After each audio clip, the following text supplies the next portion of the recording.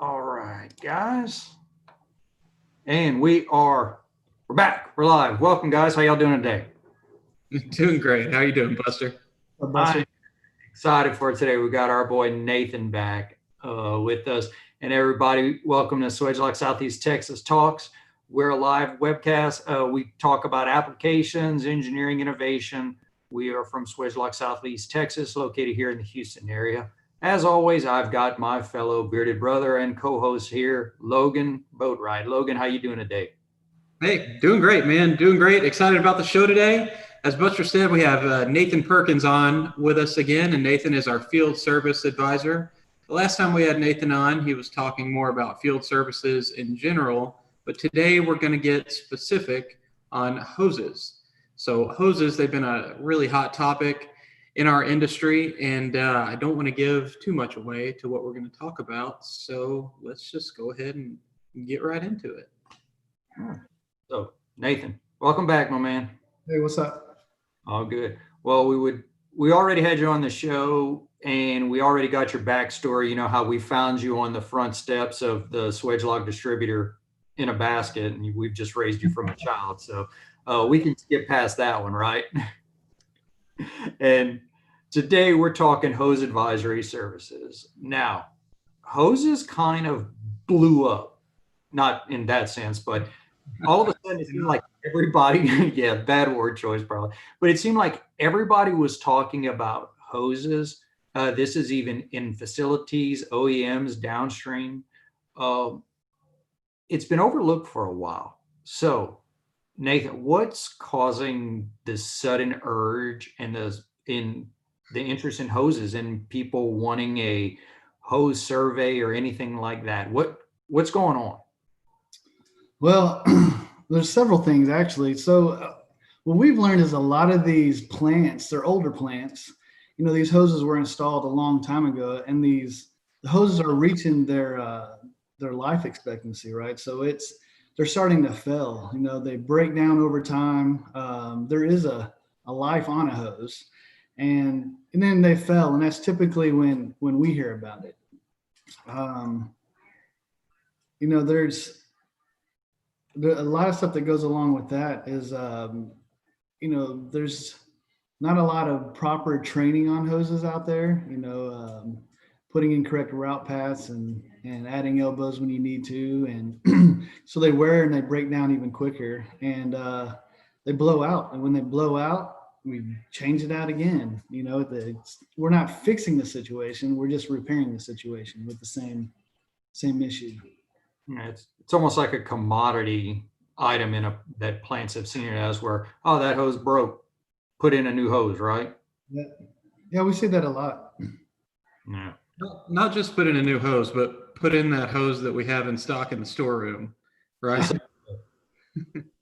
Yeah, that happens a lot too. Is, you know, a lot of customers can't recognize the difference between a PTFE hose and a metal core hose. So they thinking that a braided hose is a metal hose, so they just grab whatever's in the warehouse, you know, and install it right back into the wrong application. We actually did a post on our social media where we had two hoses we held up. One was PTFE and one was metal line, and we asked people, can you tell which hose is which? Can you tell the difference? I would say 90% of the people got it wrong. So, and unless you've been trained on it, typically it's then it just becomes a guess, right? So it's a 50-50. yeah, it's like caps and plugs. Yeah. Nathan, what is a common misconception about hoses that you see out there on a regular basis? Well, I would say that, you know, like we just talked about, the metal versus PTFE, not knowing the right, or recognizing the right hose. The other one is, you know, one hose fits all applications, you know, kind of like we just talked about. We just grab what's inside the warehouse and put it right back into the system. I think that a lot of our customers don't fully understand how to install hoses because there's not really a training behind it. It's something that Swagelok's offering now. It's a class, to proper install hoses and select the right hoses. And the other one I would say is a lot of our customers, they don't understand or they don't know how many hoses are in their facility. We kind of talked about it last time when I was on here about one of our customers that they just needed me to come out for a couple of days. They already knew how many hoses was in the site, brand new facility. It's going to be 122 hoses. And we got out there and started, mapping these hoses and collecting the data on them. And they ended up having 400, almost 500 more hoses than what they expected, and that a lot of that is on the P&IDs, and a lot of those hoses don't show up on P&IDs because it's third-party equipment that is coming in there that they're having to connect. And that was a brand new plant. So in the older plants, they use a hose sometimes to get themselves out of a bind. If a piece of tubing fails or pipe fails and they just need to get it back up and running, they just throw a hose in that application. And then they mean to get back around to it eventually, but what we've learned is it'll be out there for 15 years and that's still in the same application when they should have changed it back out with tubing. I think they Something that started off as a Band-Aid ends up being a temporarily permanent situation. Yeah. And it may or may not have been installed correctly. And it's definitely not on a P&ID, right? So then you have this hose out there that's essentially permanent, but nobody knows that it's in there except the guy that put it in. And what's funny is, so we were out on site doing a project for one of our customers, and I was out there for about a month, and we're finishing up that plant, and we just happened to walk back through this one area, and we saw these brand new hoses that were just installed. So it's reoccurring. There's always adding hoses, in these plants, and to try to keep up with that can be overwhelming, especially when you got 600 hoses and you don't know the difference between the PTFE and metal lined, and the end connections or the length of the hose. A lot of that has different factors that need to be understood before you install them. Nathan, where does a hose generally fail when it does fail? So typically the hose will fail. We see a lot of the failures right at the collar, right past the collar where the braid goes into the collar and it's crimped on or welded on. That's typically where it fails first. That's probably the weakest area on a hose. And what happens is if it's not installed correctly, some of these hoses, it's like 1-inch hoses, they're heavy. And if they're not installed correctly, it puts a lot of weight on that live length. So over time, the braids on the hose will start breaking. And once those braids start breaking, then it derates the pressure of your hose. So, and that's typically where we see them leaking at or blowout. So now we've also seen them kinked, if a PTFE hose or metal core hose is kinked and then put back into an application and it spikes and it blows out where the kink was. Once they're kinked, they don't really unkink. You kind of have to start fresh, right? We consider that a damaged hose. Yeah, it will fail. Not if, but when. Yeah. So another thing that just kind of came to mind when you mentioned all those issues also is just with PTFE, knowing the Steve Woolborg used to do a great presentation for us on this and for our customers about the carbon black on a PTFE hose. So, if you're jumping on a piece of equipment that could have a static dissipation. I can't say the word right now. Dissipation. Is that the word I'm looking for? That's it. That's it. Where you had that one little pinhole prick from static electricity hitting it because it didn't have that. It's, just one other tiny little thing. I had a customer one time ask me about that. What's the carbon black for? And he read the catalog and saw that option. And when I told him, he was like, oh, I think we need to have a couple of those hoses. So that's just another instance of how a hose can fail because the right one's not in there. So yeah, it's pretty, like that carbon field is pretty neat. So hydraulic fluid and the the media that's going through these hoses can travel so quickly that it builds up static, right? And then it wants to ground out through the PTFE, and then it makes this pinhole, and then you have fluid leaking from it. So it's pretty neat. Yeah, that's a freebie for everybody watching right now about that. So think about your hydraulic hoses on that side. Make sure they have that. And guys, while we're doing this, forgot to mention something we were going to mention at the beginning. But if you're watching right now, we're going to be doing a little giveaway coming up. A lot of people have actually seen us wearing these pretty awesome hats from Richardson. We got the Swagelok logo on here on the camo mesh netting on the back. We're actually going to give one of those away. So, and the way to do this and register for this is I'm dropping a link in our description. Also, I am in the description of this video. There's a link to our contact form. Fill that out. Next week, we're going to announce a winner on the show. So go ahead if you want to win one of these awesome hats. We're going to send it to you. Just go fill out the comment, and we'll let you know next week. So, but back to this show, that a little interruption. So Nathan, we have a lot of our customers who either say we need help with a hose program, we already have a hose program in place, but it's not being followed that well, or they even find out, oh, it's written somewhere, but nobody really knows. So when it comes to a hose program, what's like the basic, most simplistic form that you have seen in the field? Well, if a hose fails, then it just gets replaced. Typically, we see a lot of these plants, they just run to failure. So they might have a preventive maintenance program written, but it's outdated, it's old. You kind of forget about it. You know, if you don't have a day-to-day where you should be inspecting these hoses, you kind of get a blind eye in the field. And if you see these hoses every day and they're not leaking, you don't think nothing about it until they fail. So and then the other thing is if a hose fails, they'll just have somebody come out and replace it, right? Or if they have a preventive maintenance program that calls for testing of the hoses. So what they'll do is annually or a couple of years, they'll have a company come out, pull the hoses in a certain section, pressure test them, and then put them right back into the field.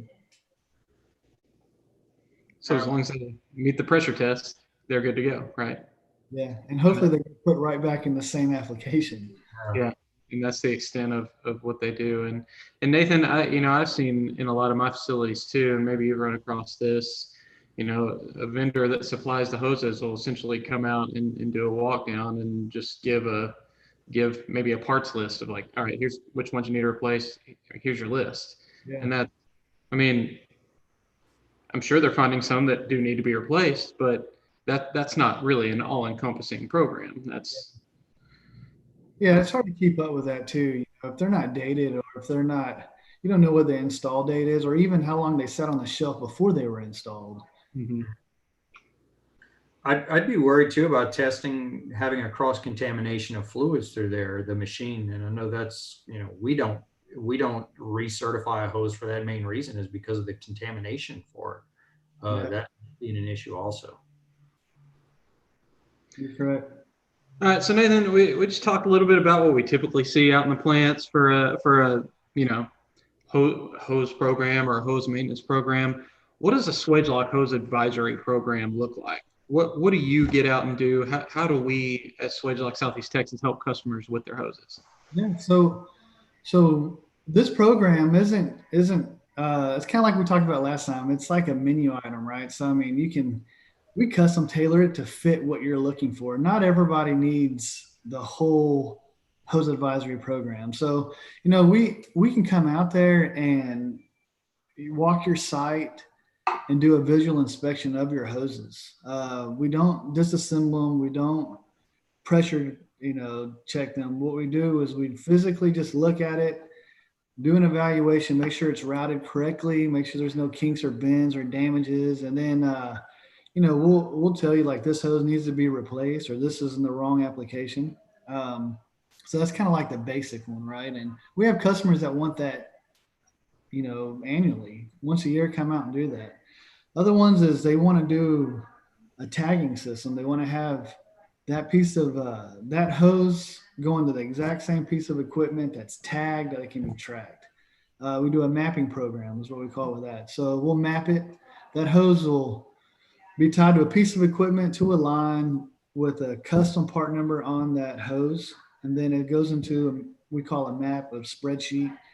And then that way, if they ever need to replace it, they can look at that spreadsheet. It's got the hose description, what tagging information it needs, and then they can just reorder it. So pretty simple. The other one that kind of goes along with it is we take a picture of this hose and document it also. So every hose in that facility can have a photo that goes along with it. So there is no questions when you're back in the office to go to order it. Was that a 3/4 inch hose? I thought it was a 1 inch hose. And then one of the things that we just added recently is GPS tagging. So we'll GPS every one of these hoses. A lot of these hoses are on ground level all the way up to the top of those reactors. So it just makes it a lot easier. And then that way you can go directly to where that hose is going to be in that plant. A lot of these plants are huge, right? So, and then we can collect all this data in our OIS tablet. So everything's. That's what I was going to ask you, man. How are you gathering? This is a lot of information. How are you gathering all of this together? Yeah, so we put all that information in it's a custom Swagelok app that we have, and we use an intrinsically safe tablet in the field, takes pictures, we can document it, we can create a BOM off of it before we even walk out of the plant. So if you need to add some elbows or you need to add, a longer piece of tubing or hose or shorter hose, all that can be fixed while you're at the facility. So Nathan, how do we determine, which of you just covered a lot of things right there, a lot of different options or things we can do. I mean, how do we go about determining what'll best help any specific customer? Like what have you gone through in the past to determine what would be right for a customer in that regard? So hold on real quick before that. I forgot also that goes along with that program is we can help write your preventive maintenance program if you don't already have one, or we can refresh it. I just thought about that. Sorry, when you're asking that question. Yeah, there's so much stuff that can be done with this. Well, that one's actually a pretty big one because, like I said, a lot of these plants, they might have one that was wrote for the 70s. Well, stuff has changed since then. So, to go in and just us review your preventive maintenance program, and you remember we're doing all types of different applications and facilities. So we could be, a chem plant, or a refinery, all these different plants. So we have a lot of extra resources, and we've learned a lot from dealing with all these different customers to make a pretty good preventive maintenance program. So sorry about that, Logan. What was that question again? Well, now I want to go back to the preventive maintenance program thing because I want to go back too. Last week we did the top 10 and we did have a few host things on there that didn't make the list because we knew we had Nathan on this week. But one of the questions that we get asked, quite a bit is how long is your hose going to last? How long does this hose last? And, it's almost impossible. I mean, it is impossible to give an answer unless you know exactly how it's installed, exactly where it's going, the pressure, temperature, how many times it's going to be made or broken. Some places like to replace their hoses pretty frequently. There are just a ton of questions, a ton of factors that go into something like that. So coming up with a hose maintenance program or a preventative maintenance program and helping our customers write that, it's very much tailored to their specific needs and their specific facility because every place is different. And I think that's an important thing to note. Yeah. And going to kind of add on to what you just said, Logan, was when we're in a facility and we're talking to our customers, we could ask them, hey, is there any items that are giving you a little trouble, and customers would be like, no. Well, what about hoses? No, we don't have any problem with hoses. Then you kind of start digging a little deeper and asking, are there any hoses that you replace frequently? Oh yeah, this hose, I've had it with my customers. They say, oh yeah, this hose, we're changing it every month. And we go and look at it and just making a few little recommendations, either like you said before, Nathan, at an elbow. That hose actually looks a little too long. It's rubbing against here. Those one or two little things, and you give them the right hose, give them a little bit of information, and you follow up with them like 2 months later. Hey, remember that hose? How's it working? Haven't had to change it since. Yeah. And I think that's what, as Swagelok and what we do, we get down to the real pain of what's going on. Something that may not be seen as a big problem or an issue is actually something that can be improved upon. Yeah. Well, and to go along with that, I have a question for y'all. So, and I ask this all the time I always ask our customers this: have you had any hose failures? What's the definition of a hose failure? So, we kind of know what a hose failure is. We look at a hose failure that's anything it's not performing to the way it's supposed to be. So if it's leaking fluid or gas, that's typically a hose failure. A lot of our customers, they don't consider that a hose failure. They consider a hose failure if something has happened and it shut down a piece of equipment, it cost them a lot of money, or somebody got injured. So that goes right back to that preventative maintenance program, is coming through there and recognizing these hoses that could be failing, soon. Yeah. And God, this hoses, it'll take us in a bunch of different directions. And I kind of want to mention one of the things, we're talking like a facility, like a refinery or a plant, but we're not limited to that. We can also do this at OEMs. And let's say you have a piece of equipment that's got a bunch of hoses on there. We can help with that also with the preventative maintenance plan for that. So when you sell the shelter or piece of equipment that's got hoses, we can have the preventative maintenance plan built in already and delivered along with the customer for that. Correct, Nathan? We've done that before. And we've done that. We worked with one of our OEM sides that provide this equipment with these hoses on it, and they called us on the front side of it and helped them understand and then work with them on installing or using the right hose, that'll get the longest life out of this hose. And which is pretty cool, because typically we don't get called in on that end of it as much. It's usually after something has happened. So a hose blows out and dumps fluid everywhere, or a hose blows out, and they're needing to replace it. That's typically when we get called in. Nathan, do you have any stories you can share about that? Like maybe when we got called in on a reactive situation where something happened and what we were able to come in and do? Yeah, well, one of our customers was having it was an older facility, and they were having hoses that kept failing. So they had like 3 hoses that failed, which actually they classify as a failure as somebody got hurt on one of them, and then the other 2 actually failed and then just dumped, fluid everywhere. So, they wanted us to come out and just evaluate the rest of their hoses. And so we were going through there, and they already had a preventive maintenance program. They just kind of, they followed it, but I think that they just were so comfortable with it that if that hose wasn't dumping fluid out, they just walked past it, right? So you get, I can't even think of the word. You just get so used to seeing the same.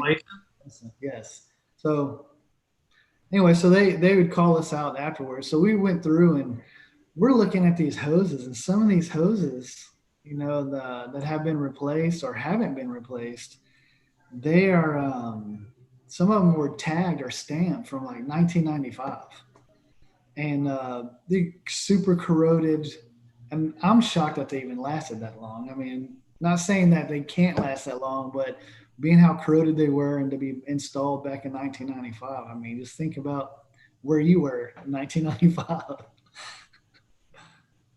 Junior high? Yeah. Yeah. Yeah. Not even that for me. So Nathan, we've talked about preventive maintenance programs. We've talked about hose mapping, hose tagging. And we've talked about hose identification, and on our walkthroughs, coming up with lists, taking pictures of. How do we determine, outside of a customer coming to us and asking for something specific? A lot of people don't necessarily know exactly what they need. They just know that they need help with their hoses. Yep. How do we go about determining what's the right thing for that specific customer?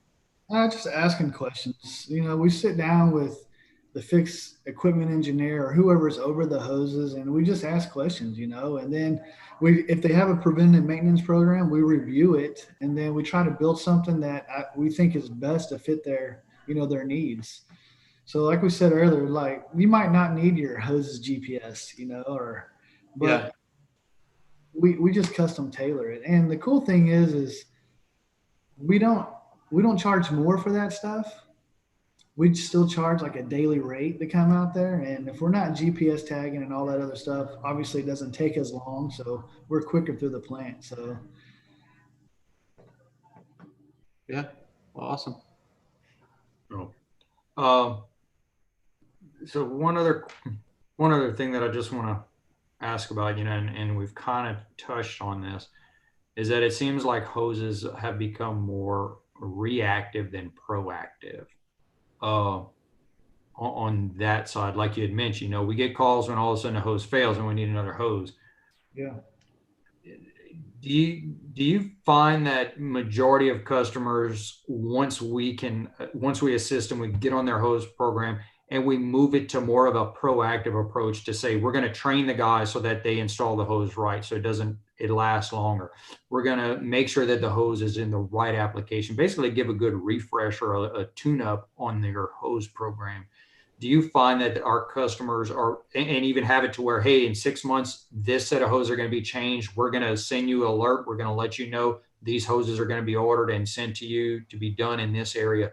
Do you find that our customers are finding a more valuable partnership for us on this hose program instead of just calling and saying, Yeah. I need hose? Do you find it's beneficial to them? Oh yeah. Because of that. Yeah. One of our customers, they just won't leave us alone. They want us out there all the time.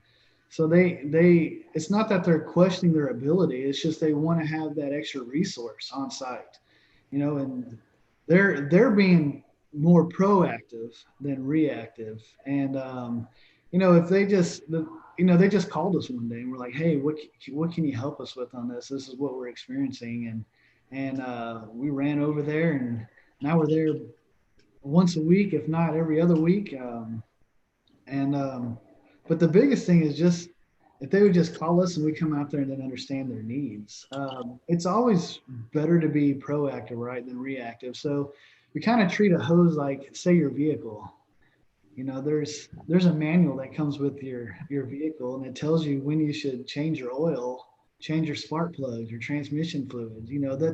That's a preventive maintenance program, and that's why you see some of these cars like Greg Tannery truck that just rolled 400,000 miles on it. Like, come on. So, you can, same thing with hoses. If you're being proactive and you're taking in all those considerations when you're installing that hose, you could get 400,000 miles out of it. I mean, it's crazy. So but reactive is now it's an emergency. We're trying to figure it out. And typically it's a piece of equipment that's shut down and it's costing a lot of money. Yeah. So, and Nathan, you said have a conversation with us guys. If you're watching this right now and in the live chat, just dropped another link for our website and where you can get information on our hose advisory. You can put your information in. We'll contact you. It doesn't cost anything for us to sit down and have a discussion, and that's one of the things that we really gain a lot of benefit with our customers and for us is just having this conversation about really anything, but if it's hoses, having this conversation with your technical advisor, with Nathan, it can branch out so much to reduce cost, improve safety, reduce, having to just overall expenses on that side as we talk through this in finance. So check the chat below. We're going to actually have and if you're listening on the podcast form, which for now, we're going to have that in the show notes also about where you can go to click on to find out more information about our hose advisory services. Awesome. And Nathan, thanks a lot for coming on again today, man. I'm sure we'll have you on again in a couple of weeks to talk about something else that's new and exciting. So we really appreciate you being here, and hope to have you on again soon. Well, thanks, guys. Thanks, Yeah. Nathan. So we come across, like we talked about, questions on hoses on literally a daily basis, okay, out in the field. Unfortunately, like Nathan was talking about, it's usually in a reactive situation instead of a proactive situation. Oh, those hoses aren't a big deal, until one fails. Then it's a really big deal. So we're happy to come in, and we excel in coming in after there's an issue. We can always help. But why not have us in before there's an issue to be a little bit more proactive on the situation and catch things before they happen. So that's what Nathan is here for. That is his job. He's our technical service advisor. So please use him. Please use us. We'll drop a link where you can contact him in the chat on the different platforms. And thanks for tuning in. And as always, everyone, please go ahead and check us out at sset.swagelok.com. We've got a lot of the links in our bio on our page. We're on Instagram, Facebook, LinkedIn. Just look for Swagelok Southeast Texas. Brand new. We are on Apple Podcasts, Google Play, and Spotify. So if you don't have time to tune in live for our shows, go ahead and just subscribe to us on the app. Give us a 5-star rating too if you get a chance, and share this with your friends. And again, we're going to be giving away one of these great hats next week, so you're going to want to tune in. Go ahead and click the link in our bio to register, and just in the comments type in SSET-TALKS. We'll know you're registered, and we'll get one of these out to you if you're lucky enough to win. So, well, I think that's everything for today, Logan. Tune in next week, y'all. We're going to have another great show, and we'll see y'all next week.